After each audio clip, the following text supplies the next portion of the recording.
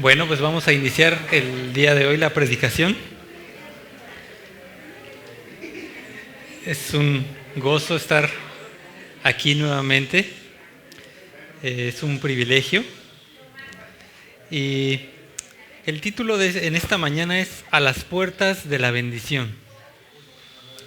Y se encuentra en Hechos 3, del 1 al 20. Si gustan irlo buscando en sus Biblias, Hechos 3, del 1 al 20. Y antes de iniciar de lleno, yo estaba preparando un sermón, el que correspondía a este domingo, que era más o menos 10 puntos o 10 características de un cristiano. Pero mientras lo estaba yo preparando, me enfoqué en Hechos 3 y me empecé a meter, dije, Señor, ¿qué estás queriendo decir con esto ahorita? Entonces dejé de lado el que estaba haciendo y me enfoqué en Hechos 3. Y antes de hacer la oración, quisiera hacer unas preguntas. Normalmente los sermones terminamos con algunas preguntas, pero hoy quiero iniciar haciendo unas preguntas al inicio. Estas son preguntas personales que puede ser que te lleguen o te las hagas tú mismo, digas, no, la verdad no me quedan. Una pregunta podría ser, ¿vienes por ti mismo aquí o te traen? ¿O a qué vienes? Otra pregunta podría ser, ¿crees realmente que necesitas un Salvador? O sea, ¿has meditado en eso? ¿Crees que realmente necesitas un Salvador? ¿O realmente tú eres una persona buena? No le haces daño a nadie, ¿no?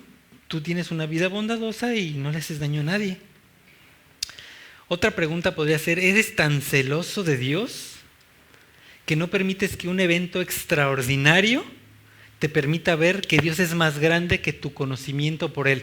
En otras palabras, tú crees que sabes tanto de Dios y a veces dices, no, a ver, Dios no actúa de esa forma. O estás tan cegado en tu religiosidad que no puedes entender cómo otros no buscan a más de Dios. Otra pregunta podría ser, ¿crees que no tienes el conocimiento suficiente para llevar a alguien a los pies de Dios? ¿O tienes años asistiendo a esta congregación o a otra y no has crecido espiritualmente? Otra pregunta podría ser, ¿estás tan metido en tus problemas y tus necesidades que no puedes o no has querido ver las necesidades de otros? ¿O quisieras que todos los que están aquí presentes sintieran el gozo y la presencia de Dios que tú estás experimentando? Esas son preguntas que las dejo ahí al aire. Y vamos a orar. Vamos a orar para que el Señor dirija este sermón, para que dirija esto que estamos por escuchar y que Él hable a nuestros corazones, incluso a mí. Padre bendito, cuántas gracias te damos por este domingo que estamos reunidos. Gracias en verdad porque podemos despertar un día más, Padre, y venir a tu casa, Señor. Gracias porque este es el día que tú hiciste, Padre, para alabarte, para escucharte, para orar, Señor, y para estar reunidos unos con otros, Señor. Yo te ruego que en esta mañana tú unjas, Padre, los oídos, las mentes, mi boca, Padre, mi corazón, que todo, Padre, esté fluyendo, Padre, directamente de ti. Yo te ruego, Padre, que esto entre y penetre, Padre, en cada uno de nosotros, incluyéndome a mí, Señor. Permite, Padre, que este sea un día nuevo, Padre, en nuestro caminar cristiano, Señor. Y que no quede como un domingo más al que asistimos a Comunidad Cristiana. Quédate con nosotros en esta mañana, te lo rogamos en el nombre de Cristo Jesús, nuestro Señor y Salvador. Amén. Bueno, estas preguntas yo mismo me las hice en algún momento. Por ejemplo, ser tan religioso que no puedo entender cómo alguien no busca más de Dios. Yo me las he hecho. O estar yo tan ensimismado en mis problemas y en mis conflictos que bloqueo los problemas y las necesidades de los demás y no pongo atención en ellas. Bueno, pues ya que buscamos ahí, tenemos Hechos 3. Y antes de iniciar a leer, quiero que nos acomodemos. ¿Dónde está Hechos? Me refiero en la era cristiana. Hechos está después de los 4 evangelios. ¿Qué pasó en los 4 evangelios? Pues nació Cristo, nació Jesús, murió, resucitó y ascendió a los cielos. Después de esos 4 evangelios, bueno, cuando está ascendiendo el Señor y todas sus enseñanzas con los discípulos, les deja ordenanzas y les pide que prediquen el evangelio a todas las naciones. Entonces, después de que el Señor se va y promete regresar, inicia los Hechos de los Apóstoles, por eso se llama Hechos de los Apóstoles, cuando ellos inician el mandato que les deja el Señor. Y aquí en Hechos 3 son los primeros versículos de los primeros años que ellos están haciendo el trabajo que el Señor les encomendó. Bueno, pues estamos aquí en Hechos 3 y vamos a leer primero el 1 y el 2. Ustedes sigan con su vista y dice así: Pedro y Juan subían juntos al templo a la hora 9, la de la oración. Y era traído un hombre cojo de nacimiento a quien ponían cada día a la puerta del templo, que se llamaba La Hermosa, para que pidiese limosna de los que entraban en el templo. Bueno, lo primero que aquí me llama la atención y es una exhortación que yo quisiera hacerles es no dejar de congregarnos. Aquí dice que Pedro y Juan iban al templo a orar. Y entonces yo quisiera en esta mañana exhortar a que no dejemos de congregarnos, que realmente veamos si, por ejemplo, hoy, que es domingo, de verdad que nos gustaría quedarnos en casa, a ver la tele con nuestros familiares, de verdad que nos daría ganas de no estar aquí. O tenemos otras actividades, a lo mejor tenemos el súper, a lo mejor estamos tan cansados del trabajo de la semana.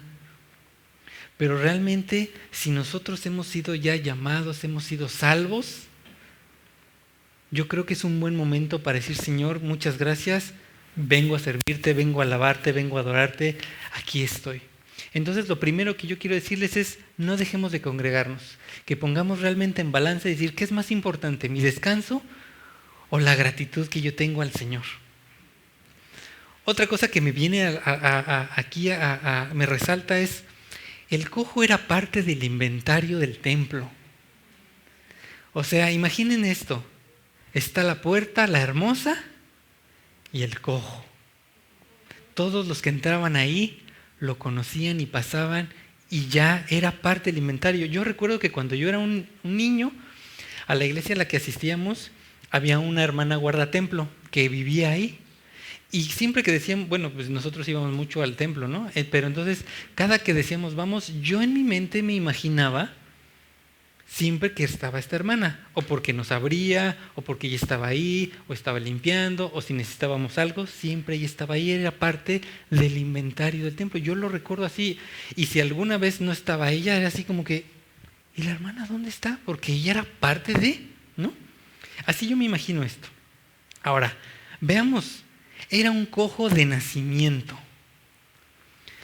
A mi entender, un cojo no es lo mismo que un paralítico. Un paralítico está paralizado, tiene desde la cintura para abajo o de alguna porque su columna no le funciona, pero este era un cojo de nacimiento. Y yo me imagino a este con sus pies o piernas deformes, tullidas, duras por los años, delgaditas, que no le funcionaban. Un hombre cojo, discapacitado. Tal vez con muletas, un bastón, no sé, pero era necesario que lo llevaran siempre a la puerta. Veamos esto. ¿Quiénes son los protagonistas cuando empezamos a leer? Juan, el discípulo amado, el que se recostaba en el pecho de Jesús. Melancólico, tranquilo, el discípulo amado. ¿Y quién va con él? Pedro, el arrebatado, el mocha orejas. Y si no saben por qué es el mocha orejas, es porque le cortó la oreja a Malco cuando fueron a arrestar a Cristo. El que caminó sobre el agua cuando estaban en la barca y dice: es el Señor, y se para y empieza a caminar sobre el agua, el arrebatado. Y desde aquí nosotros ya estamos viendo una combinación de algo especial, una situación especial que estaba preparando Dios, dos temperamentos completamente diferentes. Ahora, Pedro y Juan iban a orar, cumpliendo los mandatos, las ordenanzas que el Señor les dejó. Y hermanos, el orar es un punto esencial en el cristiano. No podemos nosotros decir que somos cristianos si no oramos. La oración fortalece. ¿O Pedro y Juan ya no necesitaban orar? No, es que nosotros somos Pedro y Juan, nosotros somos discípulos. No, con mucha más razón ellos necesitaban ir a orar. Y como punto final de estos dos versículos, la hora novena es cuando ellos fueron a orar. Que no son ni las 9 de la mañana ni las 9 de la noche. La hora novena son las 6 de la tarde. Porque para ellos la primera hora empezaba a partir de las 6 de la mañana, contamos 9 horas y las 3 de la tarde. Es un buen momento para que se presencie este evento que vamos a estar leyendo. Tanto religiosos como no religiosos, todos los que estaban ahí presentes, era un buen momento. Y como comentario al margen, los judíos hacían 2 sacrificios, uno a la hora primera y uno a la hora novena. ¿Ok? ¿Y a qué hora murió Jesús? A la hora novena. El sacrificio de la hora novena es cuando Jesús muere. Ese nomás fue un comentario ahí al margen. Bueno, vamos a leer 3 al 5. Sigamos ahí con nuestras vistas. Dice, el cojo, cuando vio a Pedro y a Juan que iban a entrar en el templo, les rogaba que le diesen limosna. Pedro con Juan, fijando en él los ojos, le dijo, míranos. Entonces él estuvo atento, esperando recibir de ellos algo. Imagínate la escena. Él está ahí en la puerta, me imagino pues en un rincón, tal vez tirado, rogando limosna, y ellos le dicen, míranos. Y él con los ojos esperando recibir algo. Antes de entrar más en materia, quiero que nos enfoquemos tantito en el lisiado. Él solo se quedaba en la puerta, en la entrada, no entraba en la bendición. Era llevado correctamente a la casa de Dios, sí, pero recibir lo que realmente necesitaba. Es decir, él tenía una actitud correcta a buscar lo incorrecto. Su necesidad estaba en los hombres y en lo erróneo. En otras palabras, es mejor estar llenos del Espíritu Santo que tener mucho dinero. ¿O es más importante el dinero que la vida espiritual? Vamos a seguir leyendo. Versículo 6 al 8. Mas Pedro dijo, no tengo plata ni oro, pero lo que tengo te doy. En el nombre de Jesucristo de Nazaret, levántate y anda. Y tomándole por la mano derecha, le levantó, y al momento se le afirmaron los pies y tobillos. Y saltando se puso en pie y anduvo y entró con ellos en el templo, andando y saltando y alabando a Dios. Solo un par de siervos pudo ver la necesidad real. Como nosotros, clásicos carnales, hubiéramos hecho caras, así de que voy hasta para allá. No hubiéramos hecho caso, nos hubiéramos seguido de largo, o en el mejor de los casos le damos unos pesos. Así ya cuando dices, uy, qué bien me fue. Ahora, vamos a ver esto. En el nombre de Jesucristo de Nazaret, y quiero que pongamos mucha atención en esto. Jesús, la palabra o el nombre Jesús, es el hombre, nacido de María, criado por José. Jesús, el humano, como tú y como yo, Dios hecho hombre. Por otro lado tenemos la palabra Cristo, que significa Mesías, enviado, ungido, el elegido. Ahora, si nosotros juntamos Jesús, el hombre, con Cristo, Mesías, tenemos Jesucristo. Jesús, el hombre, Cristo, Mesías, Jesucristo. Y no nada más eso, sino de Nazaret, para que vean que realmente es Jesús el que los judíos conocían de Nazaret. Estás diciéndole a los judíos que ellos estaban esperando un Mesías, alguien que libertara al pueblo, Les estás diciendo, Jesús, el hijo de María y José, es el Mesías, Jesucristo. Estás entrelazando el hombre y el enviado de Dios, Jesucristo de Nazaret. Acción. Y en ese momento, sus pies y tobillos tomaron fuerza. Yo me imagino los pies de esta persona o los tobillos, pues por años, doblados. Ustedes han visto gente que no puede caminar. ¿Cómo tienen las piernas, los pies? Sin fuerzas, duros tal vez. Los tendones, los músculos, y dice que en ese momento cobraron fuerza. Yo me imagino cómo se fueron acomodando los tobillos y las piernas para poder levantarse y brincar y empezar a caminar. ¡Qué poder! ¡Qué nombre sobre todo nombre! Algunos comentaristas mencionan que podía haber sido esta persona de 40 años más o menos, un hombre cojo de toda la vida. Y por primera vez se puso en pie, caminó y brincó. ¡Qué clase de milagro! Y entra con ellos para que todos vieran lo que aconteció. Voy a poner un ejemplo completamente diferente que yo había escuchado hace tiempo. De aquí en México, una persona que también estaba pidiendo limosna, pues tenía, no sé si las dos piernas, pero una sí la tenía muy mal. Y en un momento unos paramédicos fueron a atenderlo porque pues ya estaba ahí pidiendo limosna y parecía que estaba muy mal. Entonces unos paramédicos van, le abren el pantalón y ven que la pierna ya estaba negra, podrida. Y entonces le dicen, Señor, nosotros vamos a tener que llevárnoslo y hay que amputar esa pierna porque si no usted se va a morir. Y esta persona no quiso, porque dentro él decía, ¿de qué voy a vivir? Prefiere quedarse ahí a morir pidiendo limosna a que le quiten lo que estaba mal. Y dice, ¿de qué voy a vivir ahora? Y voy a dar otro ejemplo que nos pasó justo aquí, que me vino a la mente con mientras estaba yo preparando esto, y va de la mano. Ahorita acaban de decir de los grupos de casa que nos vamos a volver a reunir los miércoles. Y el último miércoles que tuvimos aquí, hace como 3-4 semanas, fíjense esto, hermanos, nosotros alargamos una clase más los miércoles. Y esa última clase que vimos aquí, que no debimos haber estado, estábamos aquí en la clase y se acerca un hombre y se mete aquí. Entonces pues lo vemos, una persona pues, desarreglada, sucia. Entonces yo me paro y le digo, tome asiento, estamos en una clase, adelante.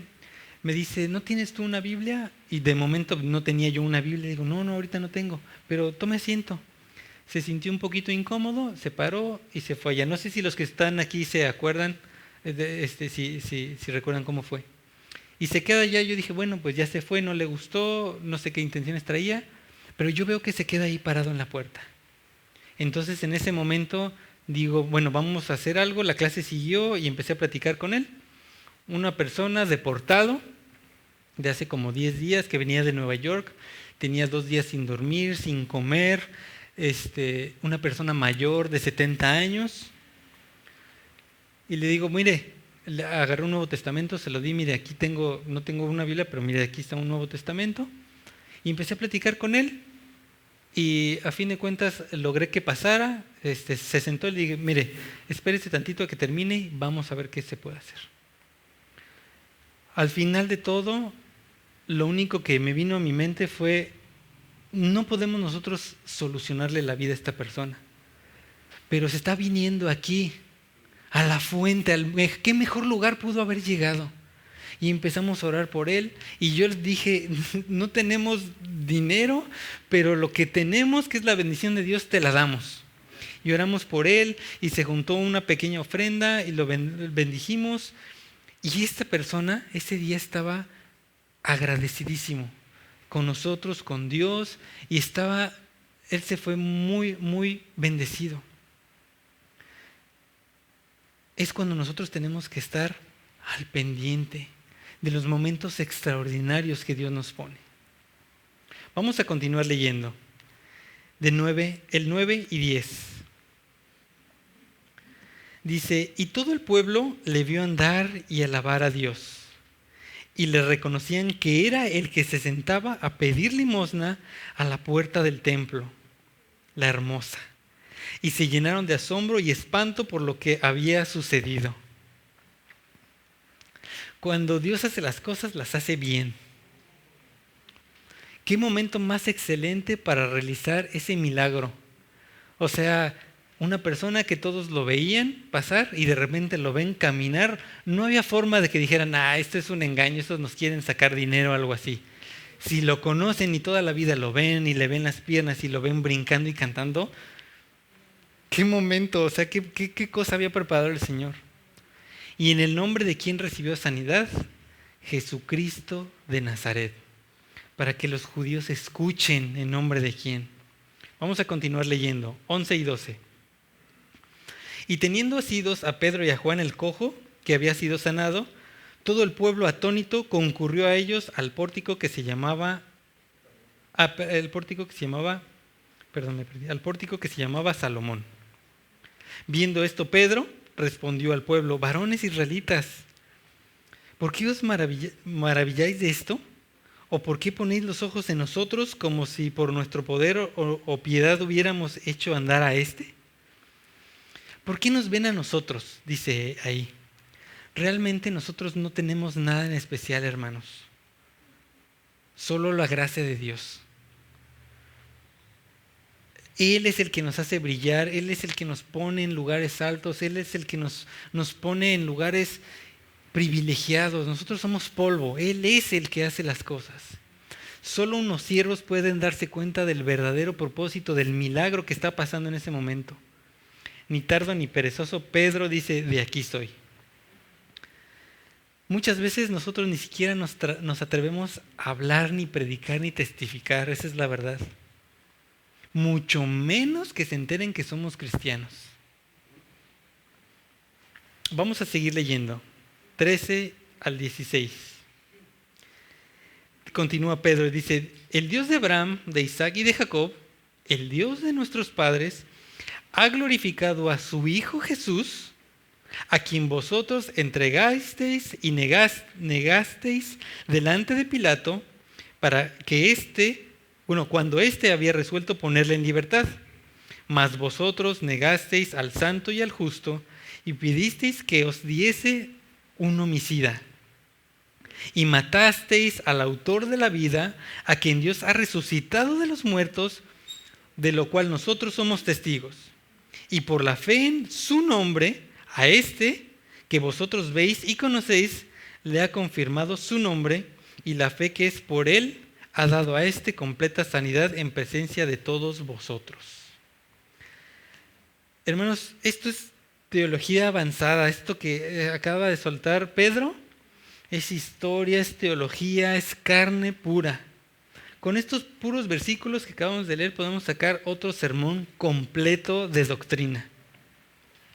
Les dice: el Dios de sus padres. ¿Recuerdan el sermón donde les platicaba la historia de Abraham y de Isaac? Ahí está, aquí sale a relucir. Dice: el Dios de sus padres, el Dios de Abraham, de Isaac y de Jacob. Y les dice: mataron al autor de la vida. ¿Recuerdan cómo también en otros sermones platicamos quién era el verbo? El verbo es la persona en la Trinidad que es el Hijo, y por él todas las cosas fueron hechas. Jesús es el creador, el verbo. Y dice aquí: mataron al autor de la vida. Si ellos hubieran sabido lo que estaban haciendo, estoy seguro, o sea, si ellos entendieran como nosotros entendemos esta doctrina, estoy seguro que no lo hubieran hecho.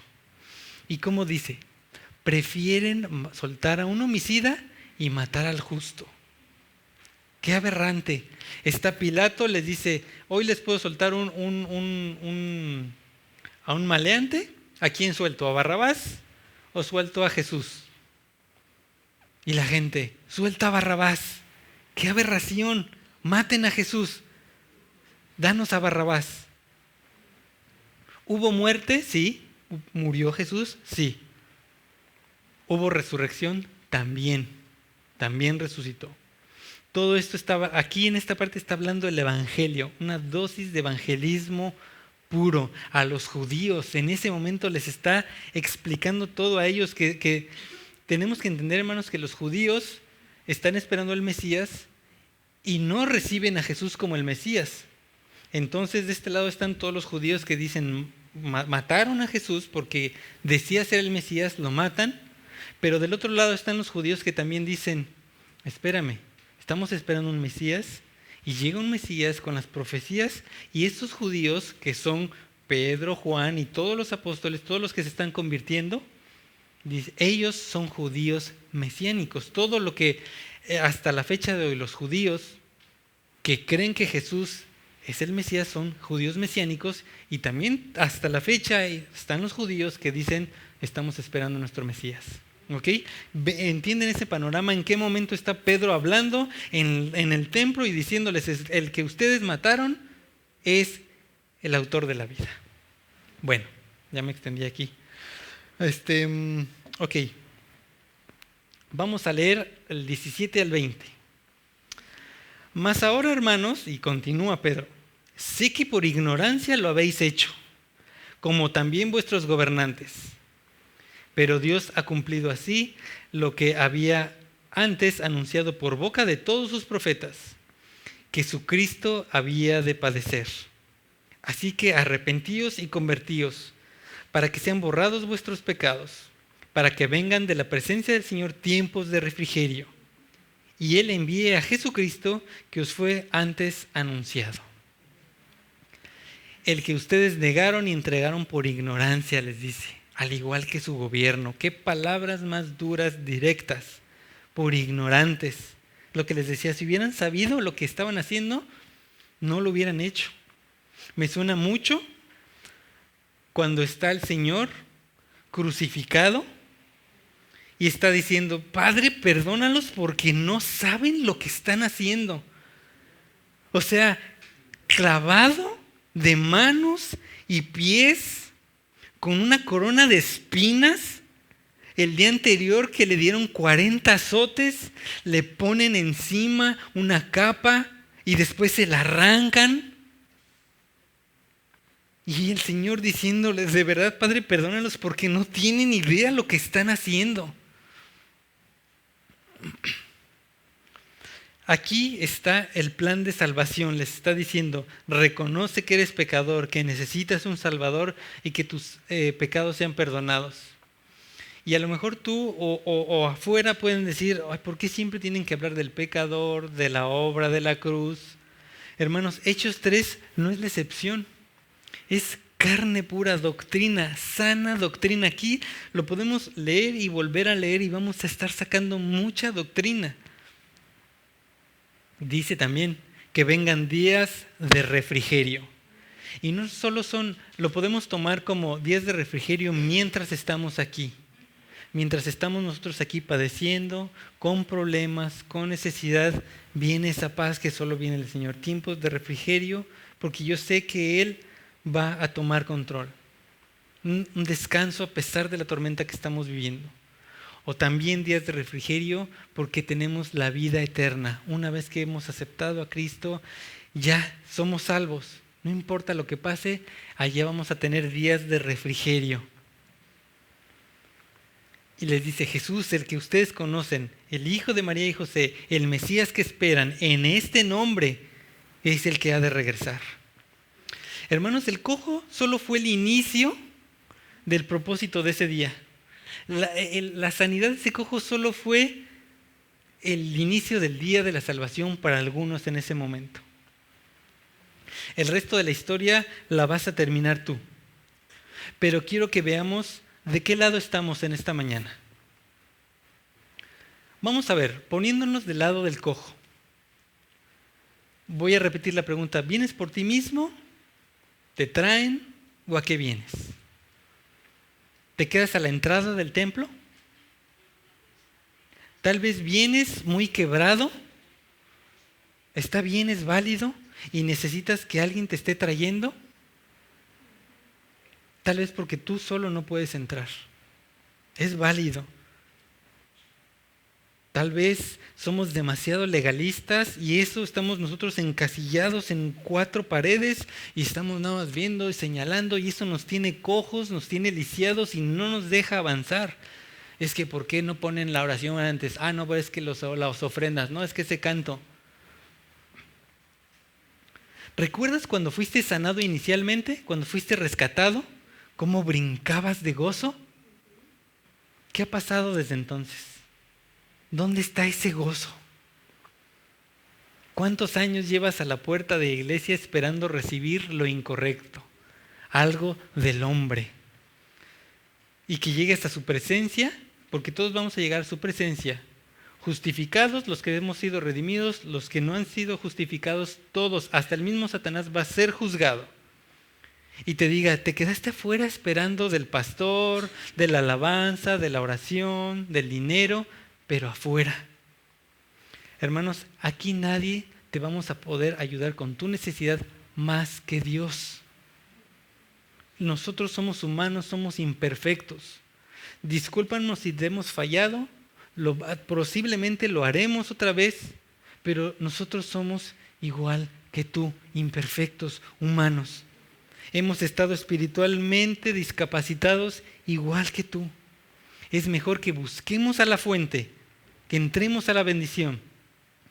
El cojo reconocía de quién venía la sanidad, por eso alababa a Dios. No seas un paralítico, un lisiado, un discapacitado espiritual, estancado.